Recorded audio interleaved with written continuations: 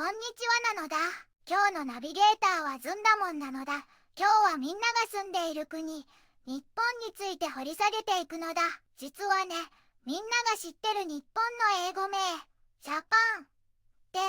マルコ・ポーロが伝えた伝説の黄金の国ジパングが元になってるらしいのだ。なんだかロマンがあってワクワクするのだ。今日はこの日本に関するニュースを3つご紹介するのだ。中でも特に注目なのが3つ目のニュース。中国情勢緊迫化なら日本は米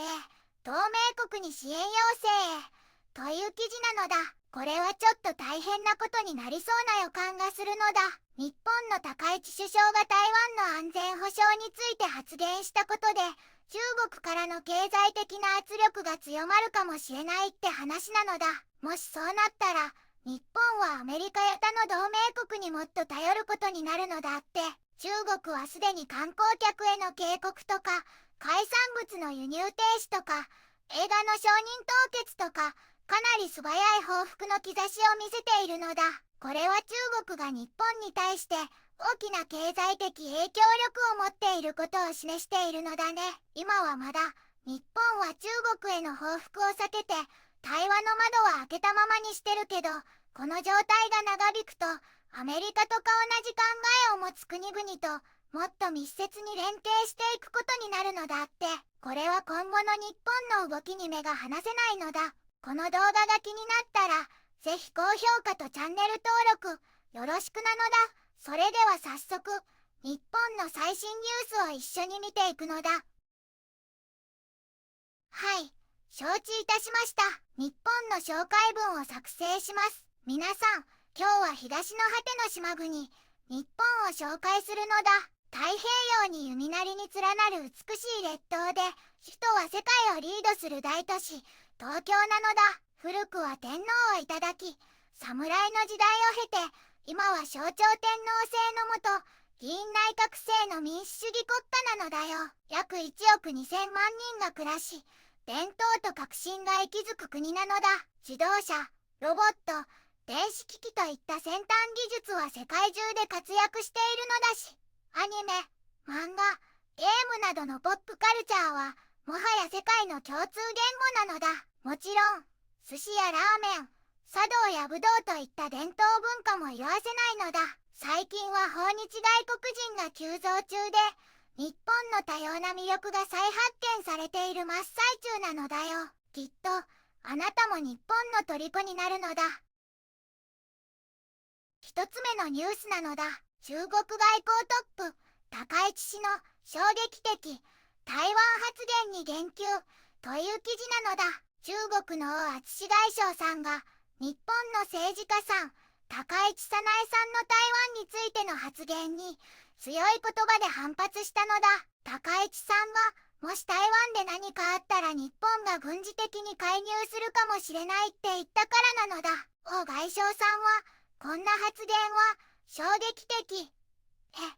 触れてはいけないレッドラインだって言ってるのだ。中国は国の主権と領土を守るために断固として反撃するって強調してるのだ。戦後に努力して手に入れた大切なものを守るためにもこれは譲れないことだって言ってるのだ。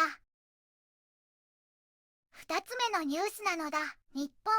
本国連書簡後の中国の根拠なき主張をもう非難という記事なのだ。日本の政府は中国が主張している高市首相が台湾をめぐる日本の立場を変えたという話について全く根拠がないのだと強く非難したのだ。アジアの二大経済国である日中の関係が悪化するのを止めるためもっと対話が必要だと呼びかけたのだ。中国は先日国連に書簡を送ってもし日本が台湾海峡に軍事的に介入するようなことがあれば断固たる自衛措置を取ると宣言したのだ。中国は自国の領土だと主張する台湾をめぐって国際社会からの支持を集めようとしているのだ。これに対し日本の小林真希政府報道官はその書簡のことは承知しているのだと述べ、日本の立場が変わったという中国の主張は完全に根拠がないのだと反論したのだ。C20 サミットの場で中国の根拠なき主張を明確に否定したのだ。3つ目のニュースなのだ。中国情勢緊迫化なら日本は米同盟国に支援要請へという記事なのだ。日本の高市首相が台湾の安全保障について発言したことで中国からの経済的な圧力が強まるかもしれないのだ。もしそうなったら日本はアメリカや他の同盟国にもっと頼ることになるのだ。中国はすでに観光客への警告、海産物の輸入停止、映画の承認凍結などで素早い報復の兆しを見せているのだ。これは中国が日本に対してかなり大きな経済的影響力を持っていることを示しているのだ。今のところ日本は中国への報復を避け、対話の窓は開いたままにして、時間が経てば緊張が和らぐことを期待しているのだ。でも、この状態が長引くようなら、日本はアメリカや同じ考えを持つ国々ともっと密接に連携していくことになるのだ。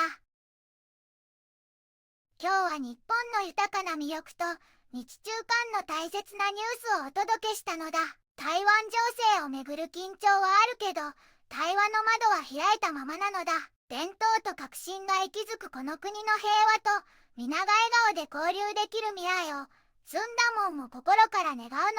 これからも日本の良いところをもっと見つけていきたいのだ。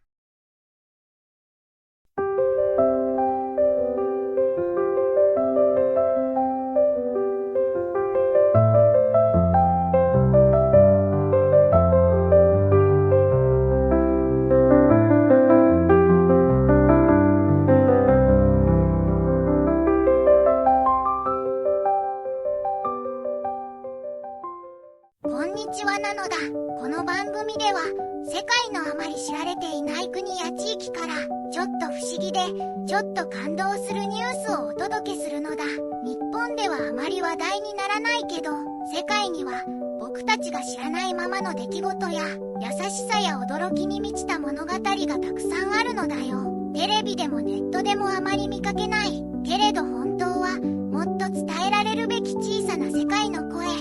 そんな声を僕と一緒に見つけに行くのだ。さあ、一緒に知られざる世界の旅を始めるのだ。